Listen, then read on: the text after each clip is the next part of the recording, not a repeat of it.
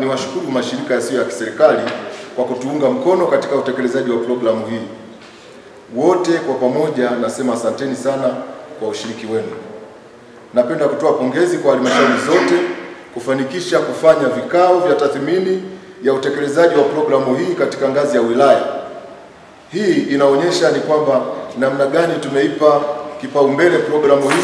Lengo ni kuhakikisha watoto wanakuwa katika utimilifu wao na wanakuwa ni watu wenye tija baadaye. Kwa mwaka huu inatakiwa kuanzia tarehe 1, na maana inatakiwa kuwe zimeshaanza maandalizi. Na barua nadhani zitakuwa zimeshatumwa kwenye halmashauri kwenye mikoa, si ndio? Sijui kama zimeshafika au bado, lakini nadhani zitakuwa zimeshatumwa. Kwa maana hiyo kwenye usajili bado kuna suasua. Na maandalizi yanatakiwa yaendelee kama kawaida. Kwa sababu ikianza hiyo tarehe 1 mpaka tarehe 15 ndio kilele, lakini katika kitaifa ambapo ndio imeunganishwa na hiyo Malezi Summit, ina maana itakuwa kilele chake tarehe 24. Kwa maana hiyo katika ngazi ya halmashauri kuanzia tarehe 1 mpaka tarehe 22 hiyo kama mwisho, afu ndio inaendelea katika kilele cha taifa. Sawa? Kama nitakuwa sijaeleweka, tunaomba tu tuulizane ili tuweze kuikana vizuri katika masuala haya tunayozungumzia. Kingine zaidi, tunaomba ushirikiano kikazi, kwa sababu masuala ya watoto ni yetu wote, sio la mtu mmoja. Kwamba la mtu mmoja tu kwamba labda fulani ndio anatakiwa azingatie hilo kitu. Watoto ni wa kwetu. Kama sio wa kwako, kuna ndugu yako, kuna jirani, kuna wanani. Tuokoe kizazi hichi. Tupate watoto waliokuwa wema, wazuri, wenye kutii sheria za nchi, wenye kutii mamlaka ya dini, kwa sababu watoto wakilelewa vizuri katika zile ngazi zote ambazo tumezishirikisha na tukashirikiana kwa uzuri, tunaamini tutapata taifa lilokuwa zuri. Tungependa wadau wengi zaidi waweze kuchangia katika utekelezaji wa programu hii.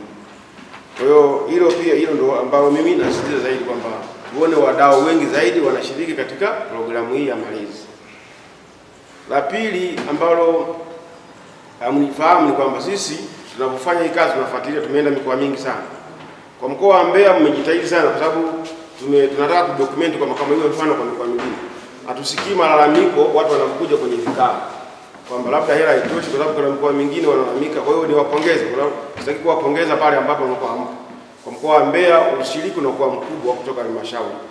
Lengo la kikao hiki ni kujadili utekelezaji wa shughuli za malezi, makuzi na maendeleo ya awali ya mtoto.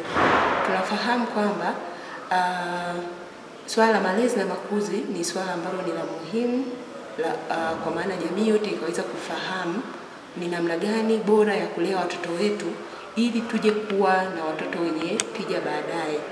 Na tunajikita katika kutekeleza hizi shughuli kwa kuhakikisha kwamba wazazi na walezi wote wanapata hii elimu kupitia maeneo mbalimbali, kama ni mikutano ya hadhara ya vijiji, lakini vile vile kwenye siku ya afya ya lishe ya kijiji, kutoa hii elimu kwa wazazi na walezi. Na elimu tunayoisemea ni elimu jumuishi, kwa maana huyu mtoto ili akue katika utimilifu wake, kwa maana anapokuwa katika mwaka 0 mpaka 8, lazima mzazi au mlezi hakikisha anapata chanjo zote muhimu, kwa maana katika eneo la afya anapata chanjo zote muhimu, lakini akiumwa atibiwe. Lakini katika eneo la lishe tunaona kabisa kwamba mtoto huyu anatakiwa kupata lishe toshelevu ili aweze kukua vizuri kiakili, kimwili na kadhalika. Lakini vile vile malezi yenye mwitikio, tunasisitiza pia kwamba wazazi na walezi waweze kufahamu kuitikia hisia za watoto, lakini kuhakikisha wanatekeleza mahitaji yote ya mtoto, kuanzia mahitaji yote ya mtoto. Kwa maana tunajua jamii yetu imezoea kwamba mtoto hata akilia saa nyingine wanamwacha tu, huyo anadeka mwache. Kumbe kule kulia ile ni hisia hasi. Na ile hisia hasi ina maana sasa pale itaathiri ukuaji wake wa ubongo, ukuaji wake wa kihisia, kwa maana kiakili, hata kwa vizuri itakuwa ni mtoto mwenye huzuni. Mtoto akiwa na huzuni inaathiri katika ukuaji wake. Kwa hiyo tunategemea kwamba wazazi waweze kuitikia mahitaji ya watoto pale wanapohitaji watoto kwa wakati husika. Lakini tuna fursa za awali za ujifunzaji. Tunajua mtoto toka akiwa tumboni kwa mama anahitaji kupata uchangamshi, hata akizaliwa akiwa na sifuri apewe vitu vya kuchezea, ile inamsaidia ukuaji wake wa ubongo vizuri. Lakini wakati huo tunasema ulinzi na usalama wa mtoto, kuhakikisha watoto wote wanakuwa salama, wazazi na walezi wanahakikisha watoto wanakuwa salama, wanaepuka vitendo vyovyote vya ukatili ambavyo vinaweza vikatokea kwa namna moja au nyingine kwa watoto. Kwa hiyo ukijumuisha maeneo yote matano haya, mzazi na mlezi akipata hii elimu akatekeleza kwa utimilifu wake, watoto wetu watakuwa vizuri. Tutaepuka watoto ambao wanakuja kuwa na tabia za ajabu, tabia za wizi, tabia mbalimbali ambazo zisizofaa kwenye jamii.